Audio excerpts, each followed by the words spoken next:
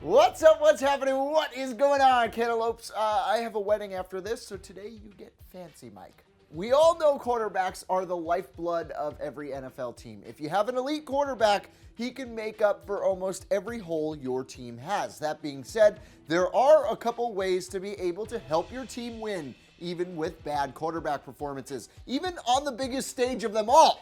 These are the 10 worst performances from a Super Bowl winning quarterback.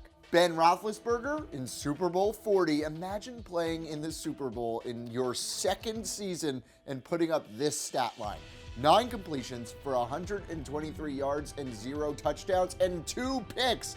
And somehow, thanks to Willie Parker and the Steelers D and some horrible refereeing, you still win 21-10.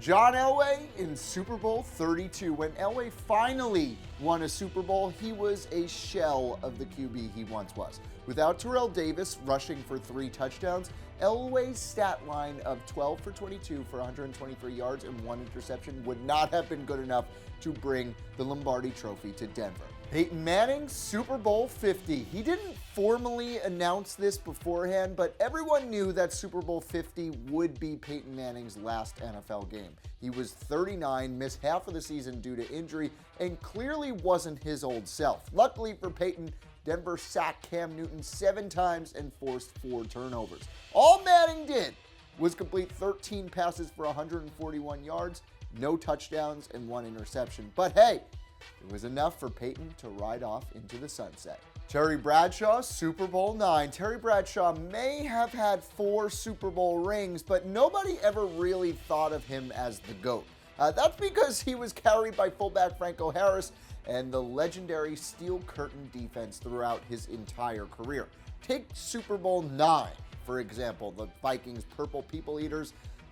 They held Bradshaw to 9 completions for 96 yards and 1 touchdown. But Harris's 158 rushing yards and the defense's 5 forced turnovers propelled Bradshaw to being a Super Bowl champion. Jim Plunkett, Super Bowl 18. Here's another story of a running back bailing out his quarterback. It was expected that Plunkett would have to put up a monster game to beat Joe Theismann. That didn't happen. Plunkett had just 16 completions for 172 yards and a touchdown. But Super Bowl MVP Marcus Allen bailed out his QB by rushing for 191 yards and 2 touchdowns. Tom Brady, Super Bowl 36. In his first Super Bowl victory, Brady completed a mere 16 passes for 145 yards and 1 touchdown. So let's go ahead and credit the D and Adam Vinatieri more than we do already for winning that game. Did I say Adam Vinatieri correctly? Trent Dilfer, Super Bowl 35. The 2000 Baltimore Ravens defense may have been the best ever. They allowed just 10.3 points per game, and Ray Lewis was one of the greatest defensive forces ever seen. A defense like that allows for the rare chance for someone like Trent Dilfer to win a Super Bowl. He had a pick 6 that was called back, and on top of that, he only threw it for 153 yards and a touchdown.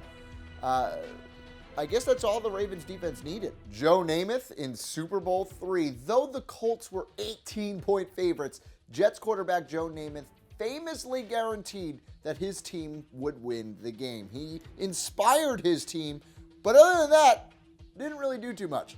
The Jets really just pounded the ball with 142 yards on the ground. They also forced 5 turnovers. Namath's 17 completions for 206 yards and no touchdowns was forgettable. But because of his inspirational guarantee, we remember him as a champion. Ken Stabler in Super Bowl 11. If you haven't caught on, there is a common thread in all of this. Defense and running the football wins championships. Super Bowl 11 was supposed to be a duel between great quarterbacks Ken Stabler and Fran Tarkenton of the Vikings. Both of them were in their primes and among the most dominant pocket passers of the 1970s. If you were to tell a Raiders fan before the game that Stabler would only toss 12 passes for 190 yards and 1 touchdown, there's a good chance their fans wouldn't even bother to watch. But thanks to Clarence Davis's